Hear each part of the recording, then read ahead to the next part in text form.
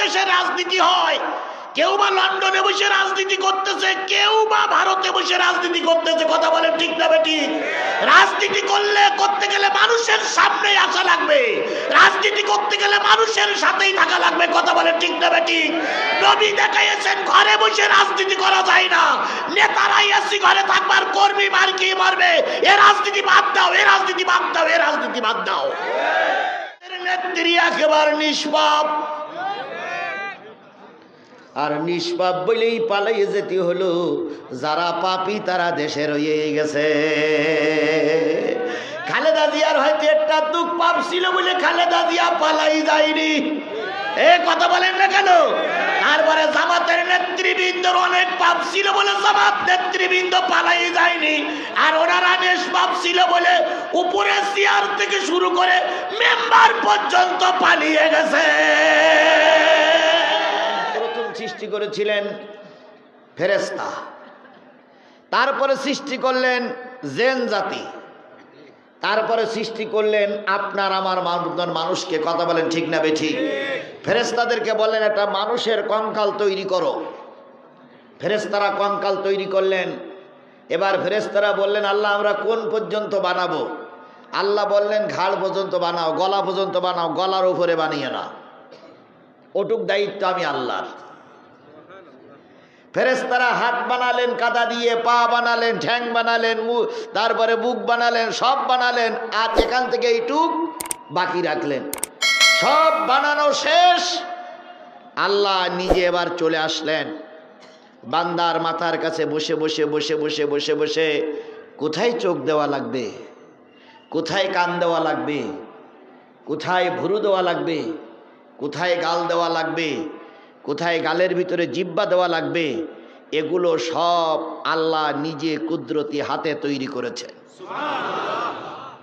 তাহলে এইটুক আল্লাহ তৈরি করেছেন নিজের হাতে। কথা বলেন ঠিক না বেঠিক? এই জন্য হাতের মতন হাত দেখা যাবে, পার মতন পা দেখা যাবে, বডির মতন বডি দেখা যাবে, নখের মতন নখ দেখা যাবে, কিন্তু মুখের মতন মুখ দেখা যাবে না। বলুন তো পৃথিবীতে যতগুলো চেহারা আছে, কারোর চেহারা সে কারোর চেহারা মিল আছে? আল্লাহ নিজেই বলেছেন ওয়ালাকাদ কাররামনা বানি আদম, আমি বনি আদমকে সবচাইতে উত্তম করে তৈরি করেছি। সুবহানাল্লাহি ওয়া বিহামদিহি, বনি আদমের চাইতে সুন্দর আর পৃথিবীতে কেউ নাই। এবার বলুন তো এই বনি আদম সৃষ্টির শ্রেষ্ঠ জীবকে আল্লাহ পাক তৈরি করেছেন কিসের জন্য? ওয়ামা খালাকুতুল জিন্না ওয়াল ইনস ইল্লা লিয়াবুদুন।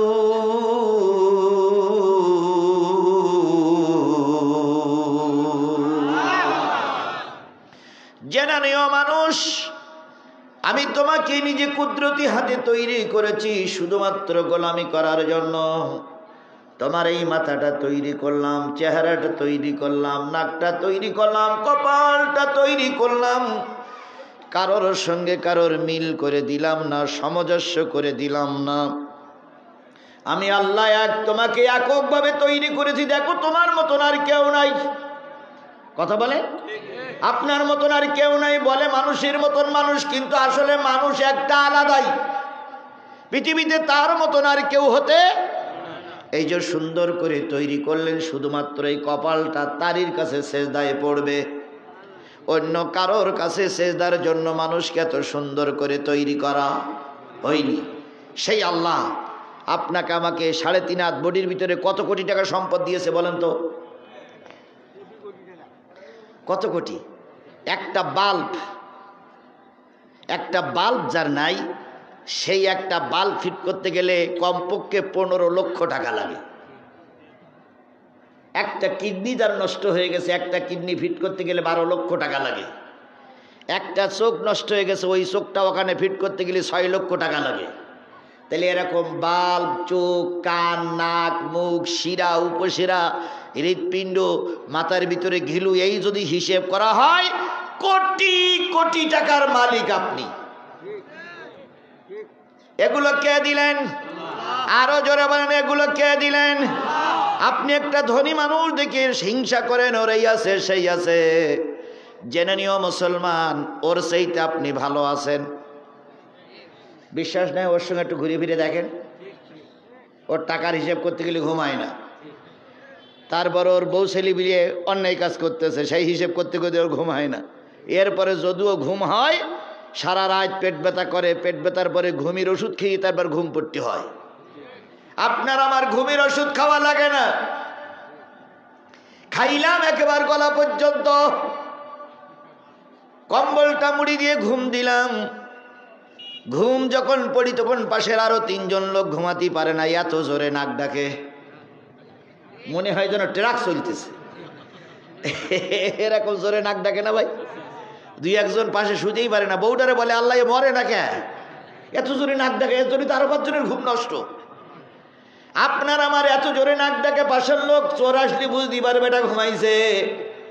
আর কোটি কোটি টাকার মালিক, একবার ডাইন পাশ, একবার বাম পাশ, একবার সিট হয়, একবার সোজা হয়, একবার কাজ হয়, একবার ভুট হয়, একবার টেলিভিশন দেখবে, একবার মোবাইল দেখে, বিভিন্ন কায়দায় দেখে, 2 চোখের পাতায় এক জায়গায় হয় না, তার মানে ঘুম ওর কপালে না। ওর সেইটা আপনি সুখী আছেন না দুঃখী আছেন? তাহলে এত সুখ আল্লাহ দিলেন, যে আল্লাহ এত সুখ দিলেন, সেই আল্লাহর শুকরিয়াটা একটু জোরে করতে মন চায় না ভাই? ও ভাই, একটু জোরে আলহামদুলিল্লাহ বলতে মন চায় না? তাহলে কারোর জবান বন্ধ থাকবে না, সবাই মিলে বলছি আলহামদুলিল্লাহ। আরেকটু জোরে বলুন তো আলহামদুলিল্লাহ। কিছু কিছু লোক আলহামদুলিল্লাহ বলতেই চায় না, মুখ একেবারে আটকে বুড়ি থাকে।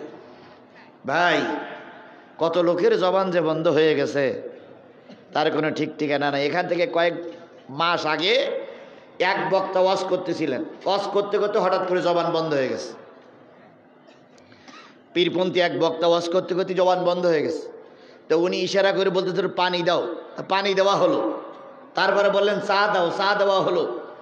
পানি খাইলো, চা খাইলো, অনেক গলা খাকারে মাখারে দিল, আর গলা উঠল না, কথা বলতেই পারিনি। এ অবস্থায় মঞ্চের থেকে লোকের কাছে ক্ষমা চেয়ে চলে গেলেন। ও বন্ধু, তুমি আজকে আলহামদুলিল্লাহ বলতেছো না, তোমার জবানটা আল্লাহ এভাবে বন্ধ করে দিতে পারে না? পারে না? এই কথা বলেন, পারে কি পারে না? তাহলে কেন আল্লাহর নামটা উচ্চারিত হয় না? সবাই মিলে বলছি আলহামদুলিল্লাহ। কিছুটা হয়েছে, আল্লাহ আমাদের শেষ পর্যন্ত কবুল করুক। সবাই মিলে বলুন আমিন। সর্বকালের সর্বশ্রেষ্ঠ মহামানব, যার আদর্শ আমার 3.5 হাত বডির ভিতরে গ্রহণ করে আমি নিজেকে উম্মত বলে দাবি করছি, সেই জননেতা জনাবে মুহাম্মদ রাসূলুল্লাহ সাল্লাল্লাহু আলাইহি সাল্লামের দরবারে লক্ষ কোটি দুরূদ আর সালাম। সবাই মিলে বলছি সাল্লাল্লাহু আলাইহি ওয়াসাল্লাম। আল্লাহ বলতেছেন, কুল ইন কুনতুম তুহিব্বুনাল্লাহা ফাত্তাবিউনি ইউহিব্বুকুমুল্লাহ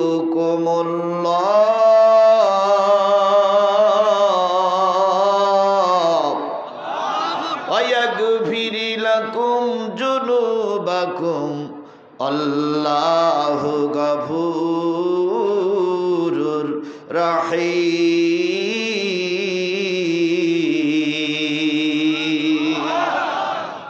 হে নবী, আপনি বলে দিন, ইন কুনতুম তুহিব্বুনাল্লাহ, তোমরা যদি আল্লাহরে ভালোবাসতে চাও, ফাত্তাবিউনি, আমি নবী আমার ইত্তেবা করো, আমার অনুসরণ করো। আমার ইত্তেবা, আমার অনুসরণ যদি করতে পারো, তোমাদের জীবনের সব গুনাহগুলো আল্লাহ মাফ করে দেবে। এখানে যতগুলো লোক মাহফিল শুনতে এসেছেন, 109 নম্বর মাহফিল হচ্ছে। জীবনে এমনও লোক আছে 40 বছরে এক জায়গায় বসে ওয়াজ শুনতেছেন। এরকম লোক আছে না? আছেন? এখানে আছে না? যারা গ্রামের লোক, তারা 40 বছর ওয়াজ শুনতেছে, 50 বছর এই গ্রামের ওয়াজ শুনতেছে। জীবনেও হয়তো এক ওয়াক্ত নামাজ ইচ্ছা করে কাজা হয়ে যায়নি। এমনও মুসলমান আছে, তারপরে কেউ বলতে পারবেন যে আপনার গুনাহ নেই? একটা লোক বলতে পারবে যে আমার গুনাহ নেই? এই কথা বলেন, একটা লোক বলতে পারবে আমাদের গুনাহ নেই? 2 জন লোক বলতে পেরেছে আমার গুনাহ নেই, তার ভিতরে শেখ হাসিনা একজন। ওনার কোনো গুনাহ ছিল না, উনি একেবারে ফেরেশতা। একেবারে ফেরেশতা, উনি দিনই দৈনিক তো 30-40 টাকা তাহাজ্জুদ নামাজ পড়তো। তাহলে যে ব্যক্তি 30-40 টাকা তাহাজ্জুদ নামাজ পড়ে তার কোনো গুনাহ থাকতে পারে ভাই বলে? আচ্ছা বলুন তো, এই 109 নম্বর মাহফিল হচ্ছে আলেমেরা বসা, কোন হুজুর কি বলেছে যে 12 রাকাতের বেশি তাহাজ্জুদ নামাজ পড়া লাগে? হুজুর বলেছেন আপনি কোনোদিন? কোন হুজুর বলিনি, বলেছে 4, 6, 8, 12, 12-র উপরে কোনো তাহাজ্জুদ নামাজ। আর ওনারা 30-40 টাকা তাহাজ্জুদ নামাজ পড়তো, তাহলে ওনার গুনাহ থাকাটা তো উচিত না। এই একটা নিষ্পাপ মানুষ পাওয়া গেছে, আর একটা নিষ্পাপ মানুষ বাংলাদেশে পাওয়া গেছে, সেটা হলো গামছা কাদেরের ভাই। না কাউয়া কাদের না, গামছা কাদেরের বাড়ি টাঙ্গাইল। লতিফ সিদ্দিকী, এই লতিফ সিদ্দিকী মাহফিল করতে যেয়ে বলেছে হুজুররা শুধু বলে ক্ষমা চাও ক্ষমা চাও, আমি তো কোনো গুনাহই করিনি, তা ক্ষমা চাবো কি? এই একটা মানুষ পাওয়া গেছে, আর এই শেখ হাসিনা পাওয়া গেছে। এই দুটো মানুষ ছাড়া বাংলাদেশের সবাই আমরা কি কম বেশি গুনাহ আছে না? এমন কি আল্লাহর নবী যখন মক্কা বিজয় করে ফেললেন, আল্লাহ রাব্বুল আলামিন সূরা নাসর নাজিল করে শেষ পর্যন্ত বলেন ফাসাব্বিহ বিহামদি রাব্বিকা ওয়াস্তাগফির ইন্নাহু কানা তাওয়াবা।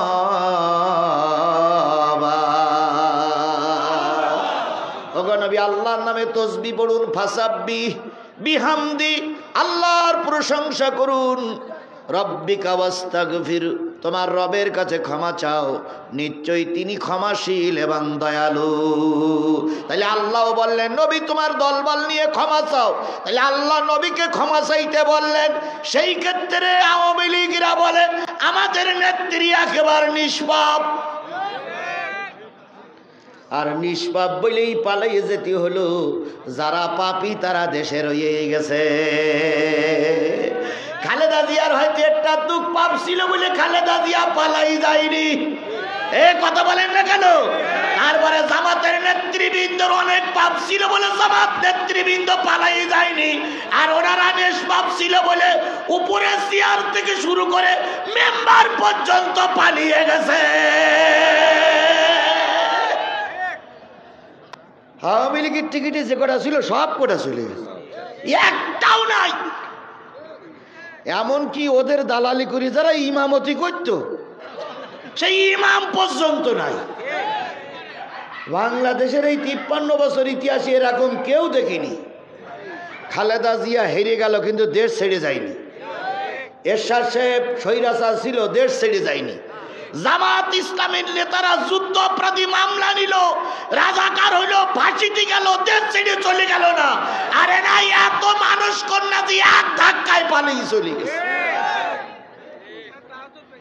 তার তো বেশি বলেছে দেশ তাড়াতাড়ি, ঠিক আছে ঠিক। তাহলে আমাদের কম বেশি গুনাহ আছে না নাই? আরো জোরে বলেন। এই গুনাহগুলো মাপ চাইতে হবে কার কাছে? আরো জোরে বলেন, কার কাছে মাপ চাইতে হবে? আল্লাহর নবীকে আল্লাহ নিষ্পাপ তৈরি করেছিলেন। নবী সাল্লাল্লাহু আলাইহি সাল্লামের আগের কোনো গুনাহ ছিল না, পরের কোনো গুনাহ ছিল না, যখন তিনি চলেছেন তখনও কোনো গুনাহ ছিল না। সাহাবী আজমাইনগণ বলতেন ইয়া রাসূলুল্লাহ, আপনার তো কোনো পাপ নাই, গুনাহ নাই, আল্লাহ তো আপনাকে মাফ করে দিয়েছে, তারপরে আপনি ক্ষমা চান কেন? নবী এবার মিসকে হাসি দিয়ে বললেন যে আল্লাহ আমাকে মাফ করে দিলেন, সেই আল্লাহর শুকর আদায় করে আমি কি আল্লাহর কাছে বারবার মাফ চাবো না? নবীর কোনো পাপ ছিল না, তারপরে নবী বারবার আল্লাহরে বলতেন আল্লাহ তুমি আমারে মাফ করে দাও, আল্লাহ তুমি আমারে মাফ করে দাও, আল্লাহ তুমি আমারে মাফ করে দাও। তাহলে সেই নবীর উম্মত আমরা। কথা বলেন, কথা বলেন, কথা বলেন। বলুন তুই এত বড় একটা ভালো মানুষ, পৃথিবীর সর্বশ্রেষ্ঠ মানুষটারে এই কোরআন প্রচারের জন্য কষ্ট করা লেগেছে না লাগেনি? এই কোরআন প্রচারের জন্য তায়েফের ময়দানে মারি খাওয়া লেগেছে না লাগেনি? এই কোরআন প্রচারের জন্য আল্লাহর নবীকে মক্কা থেকে হিজরত করে মদিনায় যাওয়া লেগেছে না লাগেনি? এই কোরআন প্রচারের জন্য আল্লাহ রাসূল উহুদের ময়দানে মারি খেয়েছেন, দান দান মোবারক শহীদ করেছেন। 3.5 বছর জেল খেটেছেন। তুমি আর আমি যদি কোরআনের সৈনিক হই, কম বেশি তোমার বেলায় আমার বেলায় হতেই পারে। হুজুররা জেলে যায়, আর কিছু কিছু লোক কয় হুজুর নিশ্চয়ই অপরাধী ছিল, নতুবা জেলে গেল কে? বলিনি। তারা আমাদের সমাজে আছে। কথা বলেন। আল্লামা সাঈদীর সম্পর্কে তারা বলেছিল নিশ্চয়ই সাঈদীর দোষ ছিল, নতুবা এত হুজুর জেলে যায় না, উনি জেলে যায় কেন? এই এলাকার একজন বলেছিল না, ওরা এখন ধরি না, সে 2 ঠ্যাং দিয়ে ফেলি একদম ওই রকমই মারবে, এ জাত ওই রকমই মরবে। আপনি পিরোজপুরি যেই দেখেন সাঈদীর বিরুদ্ধে যারা সাক্ষী দিয়েছিল তারা এখন পায়খানা খাচ্ছে, তারা এখন পাগল হয়ে গেছে, কেউ প্যারালাইসিস হয়ে পড়ে আছে, গিলিপার শুধু ভাই ভাত দাও। জনগণ জিজ্ঞেস করে ঘটনাটা কি করে, সাঈদীর বিরুদ্ধে সাক্ষী দিয়ে আল্লাহ আমারে পাগল বানিয়ে দিয়েছে। সুতরাং কম বেশি ধর্মের কথা বলতে গেলে কম বেশি পরীক্ষা তোমার আমার বেলায় আসতে পারে। আমার ভাইয়েরা, নবী কষ্ট করেছেন তবু ময়দান ছেড়ে চলে, আরো জোরে বলেন, ময়দান ছেড়ে চলে। আল্লাহর নবীর জীবনের সর্বপ্রথম যুদ্ধ হলো বদর, 2 নম্বর যুদ্ধ হলো উহুদ, 3 নম্বর নবীর জীবনের যুদ্ধ হলো খন্দক বা পরিখা, খাল খননের যুদ্ধ। এই যুদ্ধে সাহাবীদের সঙ্গে আল্লাহ নবী খাল খননের জন্য খাল ভাগ করে নিলেন। 10 হাত বাই 10 হাত, 10 হাত বাই 10 হাত, ডাইনে 10 হাত, বামে 10 হাত, সামনে 10 হাত, পিছনে 10 হাত, গভীরেও 10 হাত করে খাল খনন করতে হবে। আল্লাহর নবী বললেন আমার ভাগের খালটা দেখাইয়া দাও। নবী যখন খাল খনন করতে গেছে শাবল নিয়ে, কুড়াল নিয়ে, কোদাল নিয়ে, ওই সময় আল্লাহর নবীর ঘরে কোনো খাওয়ার ছিল না। ক্ষুধার্ত নবী খাল খনন করতে গেছে, যেহেতু সবাই ভাগ পেয়েছে আমাকেও ভাগের ভাগ কাজ করতে হবে। আর আমাদের দেশে রাজনীতি হয়, কেউ বা লন্ডনে বসে রাজনীতি করতেছে, কেউ বা ভারতে বসে রাজনীতি করতেছে। কথা বলেন ঠিক না বেঠিক? রাজনীতি করতে গেলে মানুষের সামনে আসা লাগবে, রাজনীতি করতে গেলে মানুষের সাথেই থাকা লাগবে। কথা বলেন ঠিক না বেঠিক? নবী দেখাইয়েছেন ঘরে বসে রাজনীতি করা যায় না, নেতারাই এসি ঘরে থাকবার, কর্মী মার্কি মারবে, এ রাজনীতি বাদ দাও, এ রাজনীতি বাদ দাও, এ রাজনীতি বাদ দাও। নেতারা এসি ঘরে বসে হুকুম করে ধস শালা, মাস শালা, আর এরা ময়দানে মারা যার উরুকেন বসে সিগারেট টানে আর কয় ঠিক আছে। রাজনীতি করতে গেলে ময়দানে সৈনিকদের সঙ্গে থাকা লাগবে, এর নাম রাজনীতি। কথা বলেন। আমার ভাইয়েরা, আল্লাহর নবী সাল্লাল্লাহু আলাইহি সাল্লাম সাথীদেরকে নিয়ে, সাহাবীদেরকে নিয়ে খাল খননে ব্যস্ত হয়ে পড়লেন। যখন নবী খাল খননের জন্য আয়েশার ঘরের থেকে কুড়াল নিয়ে বিদায় হলেন, শাবল নিয়ে বিদায় হলেন, আয়েশার সামনে এসে দাঁড়ায় বলতেছি ইয়া রাসূলুল্লাহ, পেটে খাবার নাই, একবার সোজা হয়ে দাঁড়াইলে বসতে কষ্ট হয়, আপনি এখন খাল খনন করতে যাচ্ছেন, এই কষ্টের কাজ কিভাবে আপনি করবেন, একটু ছুটি নেওয়া যায় না? নবীজি বললেন আয়েশা, আমি লক্ষ্য করেছি আবু বকরেরও খাবার নাই, ওমরেরও খাবার নাই, তারা ময়দানে। আমি যদি এখন এই দুঃখের দিনে, দুর্দশার দিনে, কষ্টের দিনে ময়দানে না থাকি, ওরা আমাকে কাপুরুষ বলে গালিগালাজ করবে, ওরা আমার স্বার্থপর বলে গালিগালাজ করবে। ওরা যদি পারে আমিও নবী পারব। অমনি আমার নবী বিশ্ব নবী হয়নি, অমনি আমার নবী বিশ্ব নেতা হয়নি। কথা বলেন। আমার ভাইয়েরা, নবী গেলেন শাবল নিয়ে, কোদাল নিয়ে, কুড়ুল নিয়ে মাটি কাটতেছেন। আবু বকর ওমর মাটিগুলো সব দূরে ফেলাই দিচ্ছে। হঠাৎ করে বিরাট আকারের একটা পাথর নবীর সামনে পড়ল। নবীজি শাবল দিয়ে পাথরের একটা আঘাত করলেন। পাথরের আঘাতে ওই পাথর থেকে আগুনের মতন একটা ঝলকানি বাহির হলো। নবীজি পাথরের পরে দাঁড়িয়ে বলেন আবু বকর, ওমর, যে আলো জ্বলল সেই আলো আমি দেখতেছি রোম এবং পারস্য মুসলমানদের পায়ের তলে আসবে। সাহাবীরা বলতেছে এখন পেটে খাবার নাই, খাল খনন করতে গিয়ে নবী না খাওয়া, রোম আর পারস্য আমাদের দখলে আসবে। কিছু সাহাবী কিছু হ্যাঁও বলেননি, না বলেননি। যেদিন রোম পারস্য মুসলমানদের আয়ত্তে এসেছিলেন, তারা সেদিন স্বীকার করেছিলেন যে আমরা সেদিনকে মনে করেছিলাম রসুলের কথাটা মনে হয় বাস্তব রূপ নেবে না, কিন্তু আজকে প্রমাণ হলো রসুলের কথাটাই সঠিক। সেই রসুল বলেছে, শোনো, নন্দীগ্রামের মুসলমানরা ওই রসুল যাওয়ার আগে বলে গেছে ভারতের সঙ্গে বাংলাদেশের একটা যুদ্ধ হবে। নবীজির কথা, ভারতের সঙ্গে বাংলাদেশের একটা যুদ্ধ হবে। এই যুদ্ধে অনেক মুসলমান মারা যাবে, আর পাশের মুসলমানরা বাংলাদেশের সঙ্গে যোগ দেবে। শেষ বেশ ওই যুদ্ধে আল্লাহ পাক মুসলমানদের বিজয় দিয়ে দেবে। আরেকটু জোরে বলুন সুবহানাল্লাহ। তাহলে রসুলের সব কথাটা সত্য হয়েছে, এটাও সত্য হবে ইনশাআল্লাহ, এটা আমরা বিশ্বাসী। কথা বলেন, কথা বলেন, কথা বলেন। আমাদের দেশ থেকে শেখ হাসিনা পালাই গিয়ে এখন কোথায় আছে? সবাই মিলে বলেন, কোথায় আছে? ভারত। আমাদের দেশে যারা আমলিগ, তারা মনে করছিল যে ডোনাল্ড ট্রাম্প বিদায় হয়ে যাওয়ার পরে, না কি বলে, জো বাইডেন বিদায় হওয়ার পরে ডোনাল্ড ট্রাম্প যদি আসে ক্ষমতায়, তাহলে ডোনাল্ড ট্রাম্পের সঙ্গে শেখ হাসিনার একটা বিরাট সম্পর্ক। আল্লাহই ভালো জানে মোদির মতন গৃহবাস করিয়েছেন কিনা, আল্লাহই ভালো জানে। তো এখন ওনার সঙ্গে বিরাট সম্পর্ক।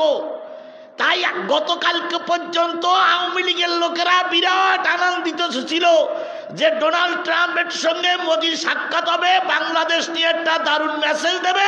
সেই মেসেজে শেখ হাসিনা রহমাতুল্লাহ আলাইহি দেশে ফিরে আসবে। বিরাট একটা মন্তব্য করে ওরা বসেছিল। কিন্তু গতকাল মোদি আর ট্রাম্পের সঙ্গে বৈঠকের পরে যখন সাংবাদিক জিজ্ঞেস করলো যে মাননীয় আমেরিকার প্রধানমন্ত্রী, বাংলাদেশ সম্পর্কে আপনাদের বক্তব্য কি, বাংলাদেশের প্রধানমন্ত্রী তো ক্ষমতাচ্যুত, এ ব্যাপারে আপনাদের কোনো হাত ছিল কিনা, আপনারা কোনো সহযোগিতা ছিল কিনা, ডোনাল্ড ট্রাম্প স্পষ্ট করে বলেছে বাংলাদেশের প্রধানমন্ত্রী নামানের ব্যাপারে আমরা কোনো চেষ্টাও করিনি, বাধাও দেওনি, ওরে নামুক তাও চাইনি, থাকুক তাও চাইনি। তাহলে এরকম হইল কেন? তখন ডোনাল্ড ট্রাম্প বলে এর জন্য মোদির কাছে জিজ্ঞেস করেন, ওনারা বসাইছিল, আবার ওনারাই মনে হয় নামাইছে। এই কথা বলার পরে মোদি হাসতেছিল। এর আগে যে এই কথা বলেছে সেই মোদি জাগা মতন বল। কথা বলেন ঠিক না ঠিক? স্বৈরাচারদের আল্লাহ কোথাও চাল দেয় না। কথা বলেন, কথা বলেন, কথা বলেন। বাংলার ইতিহাসে 53 বছরের ভিতরে সবচেয়ে বড় স্বৈরাচার ছিল শেখ হাসিনা। যেখানে যাবে সেখানে জুতোর বাড়ি খাবে, যেখানে যাবে সেখানেই মাইর খাবে। কথা বলেন ঠিক না ঠিক? আপনারা মনে মনে ভাবেন যে ডাক্তার মোহাম্মদ ইউনূস অনির্বাচিত সরকার, কিন্তু ডাক্তার ইউনূস অনির্বাচিত সরকার এটা ঠিকই, কিন্তু একটা নির্বাচিত সরকার জনগণের নিয়ে যা করতে পারে তার চাইতে লক্ষ গুণ বেশি কাজ হয় ইউনূসের একটা টেলিফোনে। ইউনূস একবার বোধহয় টেলিফোনে ডোনাল্ড ট্রাম্পকে বলেছে, ভাই স্যার যা বলুক বলেছে দেখতেছেন তো আপনি, বিভিন্ন দেশে তো দেখতেছেন অবস্থা, ঠিক মোদির সঙ্গে আর ডোনাল্ড ট্রাম্পের সঙ্গে যেদিন বৈঠক হবে তার আগের দিন ডক্টর মোহাম্মদ ইউনূস বিশ্বের সব কিছু নাম করা সাংবাদিকদের নিয়ে গেছে কি ঘর দেখতে, আয়না ঘর থেকে রেজাল্ট দিল যে শেখ হাসিনা খুনি, শেখ হাসিনা খুনি, শেখ হাসিনা স্বৈরাচার। এই কথা বলার পরে ডোনাল্ড ট্রাম্প আর কোনো মন্তব্য করেনি। এখন ওনারা গাল হা করে বলতেছে কার আশায় বসেছিলাম, কারোর সাহায্য পাওয়ার আশা না করে কার সাহায্য চাইতে হবে? এই জোরে বলেন, কার সাহায্য চাইতে হবে? বাংলাদেশ জামাত ইসলামীকে যখন নিশ্চিহ্ন করার জন্য পরিকল্পনা করে এই সরকার রাস্তায় নেমেছিল, বাংলাদেশ জামাত ইসলামী টার্গেট দিয়েছিল পৃথিবীর সব দরজা বন্ধ হলে আল্লাহর দরজা বন্ধ হবে না। আর আল্লাহর দরজা যদি বন্ধ না হয়, একদিন বাংলাদেশ জামাত ইসলামী মাথা উঁচু করে দাঁড়াবে। তার জ্বলন্ত প্রমাণ, যেখানে যাই সেখানে জামাত জামাত জামাত। এখন এসপি ডিসিরাও আসলেই আগে জামাত ইসলামের খোঁজে। বগুড়ার এসপি সাহেব বেশি আগে খোঁজে বিএনপির আগে খোঁজে জামাতের। বিএনপির জেলা সভাপতি জামাতের জেলা সভাপতিকে দুই পাশে নিয়ে বসে বলে আমি তো আসছি, কিভাবে কাজ করতে আপনারা পরামর্শ দেন। এটা আল্লাহর রহমত, এটা আল্লাহর রহমত, এটা আল্লাহর রহমত। রাজাকারের বক্তব্য শেষ। কি কায়দায় বলল রাজাকার পার্টি, রক কাটা পার্টি, ওই সব কাহিনী আর এখন আর চলবে না। ওসব মানুষ গিলে গিলে খেয়ে ও তিতি হয়ে গেছে, ও গল্প আর এখন কেউ শোনে না। কথা বলেন, কথা বলেন। এখন রাজাকার বললি বোঝা যায় না আমলিগি রাজাকার, রক কাটা পার্টি বললি লোক বলে আমলিগি রক কাটা পার্টি, স্বৈরাচার বললি বলে সবচেয়ে বেশি স্বৈরাচার হচ্ছে শেখ হাসিনা। আমার ভাইয়েরা, আল্লাহ নবী যুদ্ধের ময়দানে মনে আছে তো, মনে আছে তো, কি খনন করবেন? কয় হাত? 10 10 10 10 10 10, ডাইনে বামে পিছনে সামনে নিচে। কয় হাত? 10 হাত জায়গা খনন করতে হবে। আয়েশা বলেন, ইয়া রাসূলুল্লাহ কষ্ট করে আপনি তো পারবেন না। নবী বললেন, আয়েশা যেতে দাও, সবাই ময়দানে, আমি নবী ঘরে থাকতে। নবীজি যে খাল খননের জন্য কুড়াল দাগাত করলেন, চমক চড়ল, রোম পারস্যের কথা পর্যন্ত বলেছিলাম। এরপরে নবী একটা শাবল মারলেন, শাবলটা 2টা পাহাড় ভাত করে ভিতরে চলে গেল শাবলের গোড়া পর্যন্ত। ওই শাবলটা নবী টেনে তুলবেন, এই শক্তি আর নবীর হচ্ছে না। আল্লাহর নবী শাবলটা ধরে চুপচাপ দাঁড়ায় আছে নিচু হয়ে, শাবলটা উঁচু করে তুলবেন এমন ক্ষমতা নাই। হযরত জাবের রাসূলের 3 জন সাহাবীর পরে খাল খনন করতেছিলেন। জাবের দেখে নবীজি অনেকবার চেষ্টা করতেছে শাবলটা উঠাইতে। জাবের রাদিয়াল্লাহু তাআলা আনহু হযরত ওমরকে ডেকে নিয়ে বলেন, ওমর চলো তো নবীর পাশে একটু যাই। 2 জন নবীর পাশে চলে গেলেন। নবীর পাশে চলে যেয়ে 2 জন শাবলটা উঁচু করে ধরে যখন ধরলেন, হযরত জাবের রাদিয়াল্লাহু তাআলা লক্ষ্য করলেন নবীর পেটের ভিতরে কিছু পাথরের টুকরা লাগানো। নবীর পেটের দিকে তাকায় জাবের বলেন, ইয়া রাসূলুল্লাহ, মদিনার মানুষের ঘরে যখন খাওয়ার থাকে না, বাচ্চাগুলো যখন ক্ষুধার্ত কান্নাকাটি করে, মদিনার নারীরা বাচ্চাগুলোরে মদিনার মসজিদে পাঠিয়ে দেয়। 2 দিন 3 দিন 4 দিন 5 দিন পর্যন্ত বাচ্চারা মদিনার মসজিদে আপনার সামনে বসে থাকে। মা যখন খেজুর আর রুটি এক জায়গায় করে বলে, বাজান বাড়ি আয়, খাবারের ব্যবস্থা হয়েছে, ওই বাচ্চাগুলো বাইরে এসে মার গলা জড়াই ধরে 2 গালে 2 চুমা দিয়ে বলে, আম্মু বাড়ি ফিরে যাও। নবীর চেহারার দিকে তাকাই থাকলে পেটে ক্ষুধা থাকে না।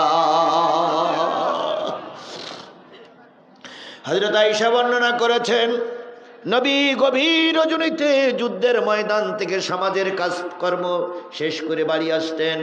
এসে যখন নবী ঘুম পড়তেন, আমি নবীকে কম্বল মুড়ি দিয়ে শোয়াই দিতাম, আর নবীর গায়ের ছেঁড়া জামাগুলো সুচ দিয়ে সেলাই করতাম।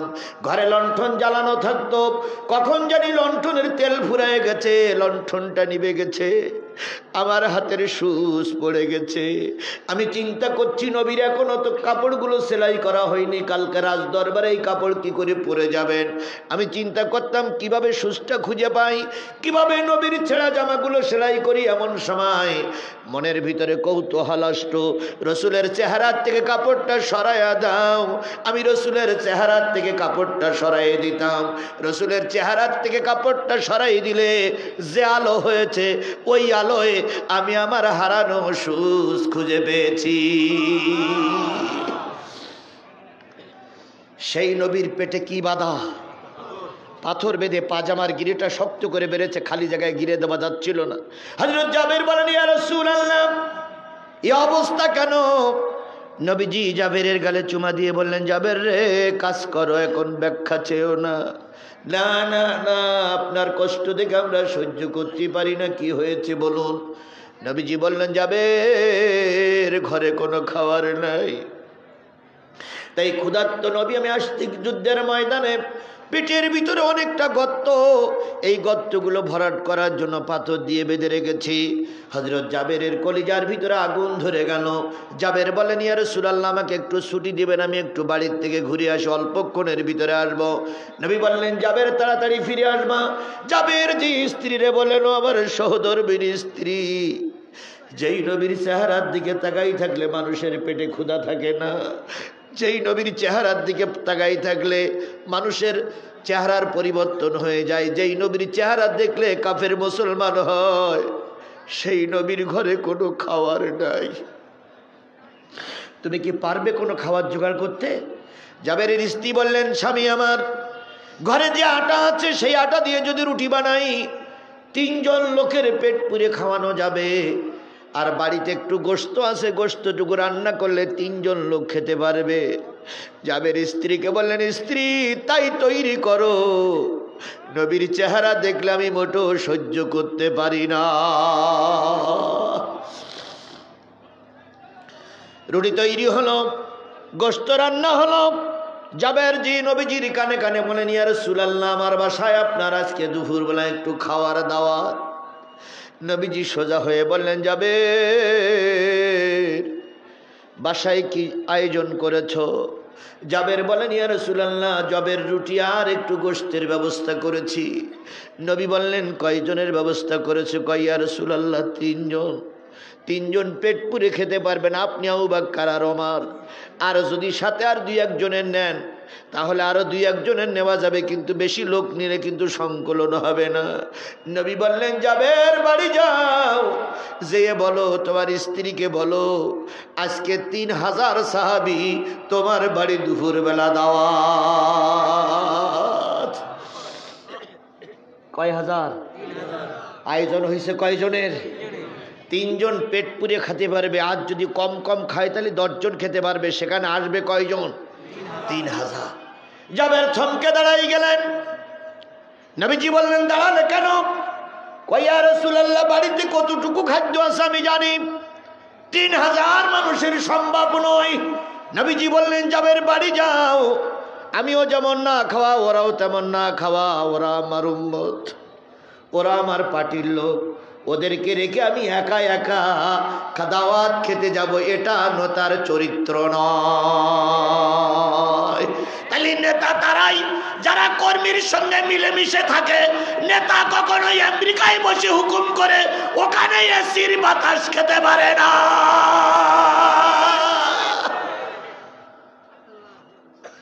নেতা এখন ভারতের মাটিতে বসে বলতেছে আমি চট করে ঢুকে পড়বো।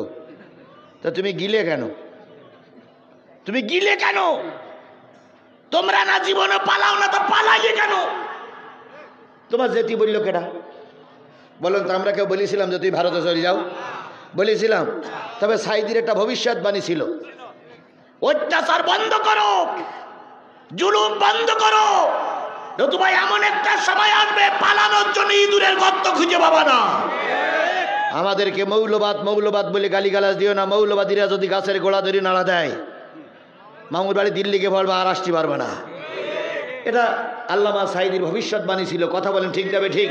কিন্তু আমরা বাংলাদেশের 18 কোটি কেউ মানুষ বলিনি যে তুমি ভারতে যাও। তুমি গিলে কেন?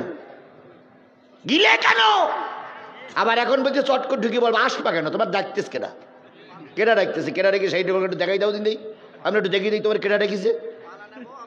পালাই নেবো নেবো না, যে রাতের অন্ধকারে পালাই গেছো আমরা নেবো না। জি, আরো যে ও যে ফটি নষ্টি করতেছে মুদির সঙ্গে, আমরা ও আর নেবো না।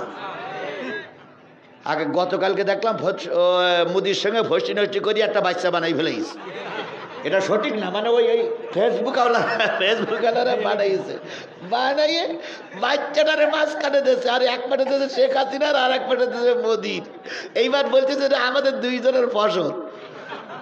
কি না লিখতেছে আল্লাহ, এগুলো বলো সঠিক না, মানে বানাইছে এইরকম। তাহলে এইরকম রাত্রির পালা নেবো আমরা, নেবো না। আপনার কথাই ঠিক।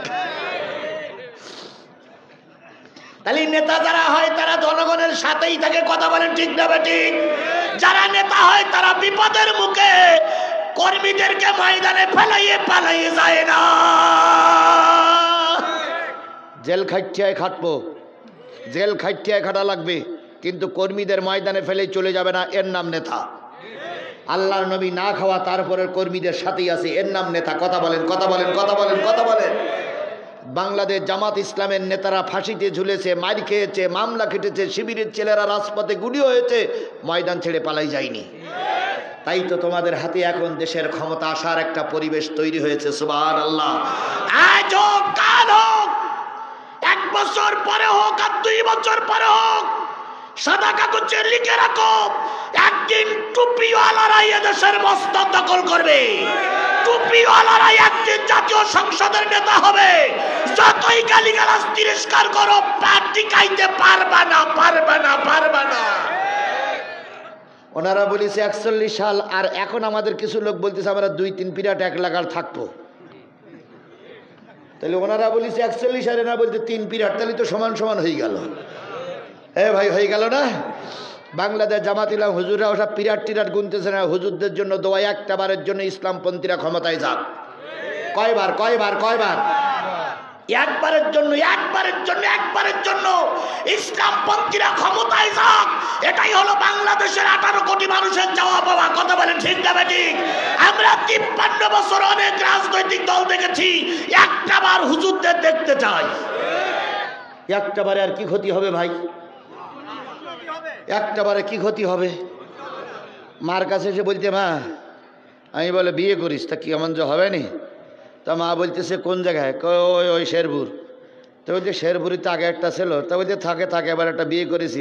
তা মা বলতে 7 জনের মাইত্য খালাম, এটা ন্যায় দেখি কেরাম হয়। এর আগে 7টা বিয়ে করিস, তা বলছে 7 জনের মাইত্য খালাম, ন্যায় দেখি এটা কেরকম হয়। 12 বার আমার দেশে নির্বাচন হয়েছে, 12 বারেই হয় রামপন্থী নাই বামপন্থী নাই মুনাফেকরা ক্ষমতা এসেছে। 12 বারই আমরা মাইর খেয়েছি, একটা বার নাই ইসলামপন্থীদের হাতে মাইর খাই। তবু একটা বার আমরা ইসলামপন্থীদের হাতে দেশ দিতে চাই। কথা বলেন। আল্লাহ যেন ইসলামপন্থীদের দেশে শান্তি আনার ব্যবস্থা করে দেয়। সবাই মিলে বলেন আমিন। আমার ভাইয়েরা, উল্টো বুঝেন না, আমি কারো নাম বলতেছি না, বলো ইসলামপন্থী তো আমরা সবাই। ইসলামপন্থী আমরা সবাই না? আগের অতিথি কি বলে গেছে? হুজুর রাজা বলবে তাই আমল করতে হবে। তাই হুজুর রাজা বলবে, আমল কি আপনি করবেন আমি করবেন না, আমরা সবাই করব। তাহলে সবার জন্য ইসলাম, এখানে কারো দলের পরিচয় নেই, সব দলের জন্য ইসলাম। যদি আপনি মুসলমান হন, আপনি মরে যাওয়ার পরে বিসমিল্লাহি ওয়া আলা মিল্লাতি রাসূলুল্লাহ, আর এখন বিসমিল্লাহি ওয়া আলা মিল্লাতি শেখ হাসিনা বলবেন, আর মরার পর বলবেন রাসূলুল্লাহ। কেন এরকম বলবেন? কেন এখনো বলেন রাসূলুল্লাহ, তখনও বলবেন রাসূলুল্লাহ। এখন রসুলের দলে থাকেন, তখনও রসুলের দলে থাকেন, তখন দোয়া করে দেবো। অথবা যদি 2 কুল বজায় রাখেন, এখানেও বজায় রাখেন, ওখানে বজায় রাখেন, তাহলে মাঝখান থেকে কেউ অর্ধেক দেবো হিন্দুর আর অর্ধেক দেবো মুসলমানের। ওরা অর্ধেক নিয়ে শ্মশান ঘাটায় নিয়ে বলবে উলুলুলুলু হু, আর আমরা বলবো বিসমিল্লাহি ওয়া আলা মিল্লাতি রাসূলুল্লাহ। অর্ধেক করে ভাগ করে নেব। যদি বলেন আমি ওখানে যাব না, তাহলে পুরোপুরি ইসলামের পক্ষে থাকতে হবে। হাফ থাকার কোনো সুযোগ,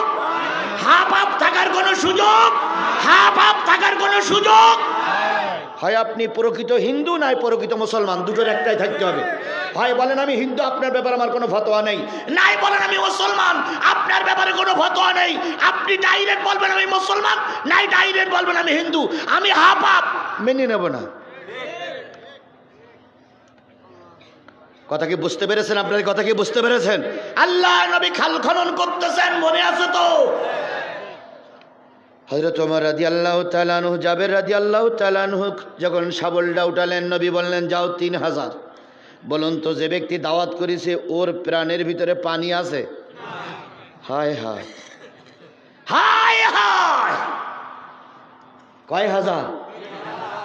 পালাই নেওয়া উচিত না? নবীজি বলেন চিন্তা করো না, দুটো কাজ করো। বাড়ি যেয়ে রুটির যে পাতিল আছে, রুটির যে পাত্র আছে, পাত্রটার মুখ ঢেকে রাখবা, আলগা করবা না। আর গোশত হাড়িটার সরা দিয়ে, হাড়িটা ঢাকনা দিয়ে উনানের পরে রাখবা, নামাবা না আমি না যাওয়া পর্যন্ত। হযরত জাবের চলে আসলেন, স্ত্রীকে বলেন স্ত্রী সর্বনাশ। কয় কি হয়েছে? কয় 3000। কয় হাজার? স্ত্রী বলল দাওয়াত করাটা কি আসলে কি হইল? জাবের বলতেছে টেনশন করো না, নবী বলেছে রুটির পাত্র আলগা করা যাবে না, গোশতের পাতিল আলগা করা যাবে না। নবীর বরকত দেখি কোথায় হয়। আল্লাহ নবী চলে আসলেন কয় হাজার নিয়ে? 3000 নিয়ে রুটির পাত্র, গোশতের পাত্র নবীর সামনে হাজির করা হলো। নবী গোশের পাতিলের ভিতরে একটু ছোট্ট থুতু দিয়ে দিলেন, আর রুটির পাত্রের ভিতরে একটু হালকা কি যেন পড়ে ফু দিলেন। এবার বললেন বিতরণ শুরু করো। বিতরণ শুরু করো, 2 কোণ করে রুটি, 2 কানা করে গোশ। দিতে দিতে দিতে দিতে 3000 সাহাবীর কাছে গোশত আর রুটি পৌঁছায় গেল। তবু রুটি আর গোশত এখনো কিছু রয়ে গেছে। নবীজি বললেন শুরু করো। শুরু করলেন 2 গ্রুপ।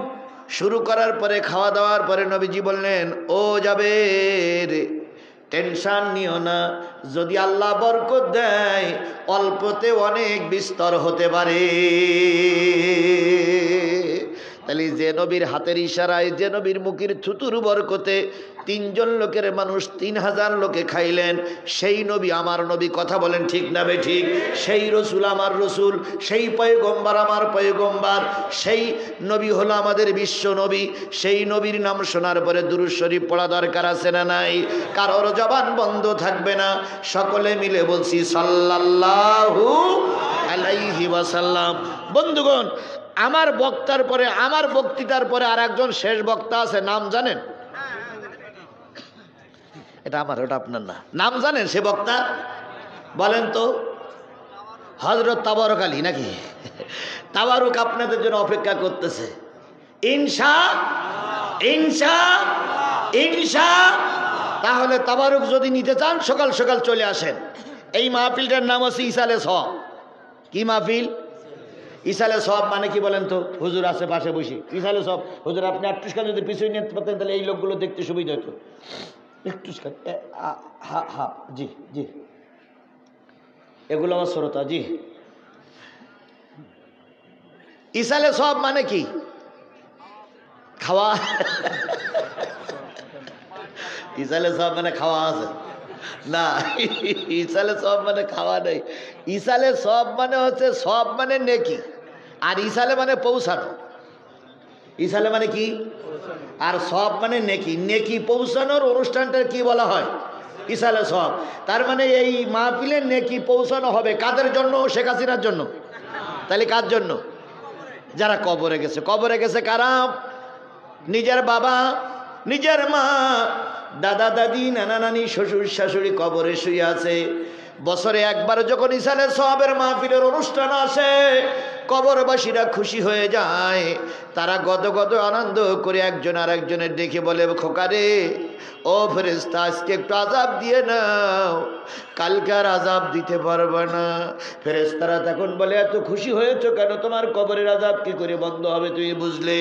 ওই লোকটি বলবে, কালকে আমার মাদ্রাসার সামনে, আমার মসজিদের সামনে আমার সন্তানেরা ইসালে সওয়াবের মাহফিল করবে। সেখানে বাইরে থেকে হুজুর আসবে, বান্দারা ওয়াজ শুনবে, আমার ছেলে ওয়াজ শুনবে, আমার বউ ওয়াজ শুনবে, আমার নাতিপুতিরা ওয়াজ শুনবে, আমার গ্রামবাসী ওয়াজ শুনবে। বাইরের মোসাবের হুজুর এসে যখন দোয়া করবে, রাব্বির হামহুমা কামা রাব্বায়ানি সগীরা, এই দোয়া যখন করবে, কালকের থেকে আল্লাহ ঘোষণা করবে, আমার বান্দার কবরে আর আযাব দিও না। এই জন্য আজকে তুমি আযাব দিয়ে নাও, আজকে তোমার যে পর্যন্ত আছে মারি মেরে নাও, আগামীকাল থেকে আল্লাহ বন্ধ করে দেবে। কারণ সন্তানের দোয়া বাপ মার জন্য কবুল হয়। সন্তান যদি বাপ মার জন্য দোয়া কবুল করে, দোয়া আল্লাহ ফিরাইয়ে দেয় না। তাহলে আজকে আপনি আপনার বাবার নামে, দাদার নামে, দাদির নামে, নানার নামে, নানির নামে সওয়াব পৌঁছাবেন। এইটাই তো ইসালে সওয়াব।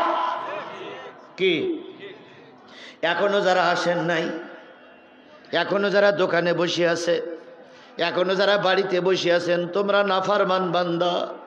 এবার ইসালে সওয়াব যখন হয়ে যাবে, ফেরেশতারা আবার জি বলবে, কই তোমার সন্তানেরা তো তোমার জন্য নেকি পাঠালো না, ওপরের থেকে তো তোমার মাফ করার নির্দেশ আসলো না। তখন ওই লোকটা হাউমাউ করে কানবে আর বলবে, খোকা ছেলে, তোর জন্য বাতার ঘাম পায়ে ফেলালাম, রাতে কষ্ট করলাম, দিনে কষ্ট করলাম।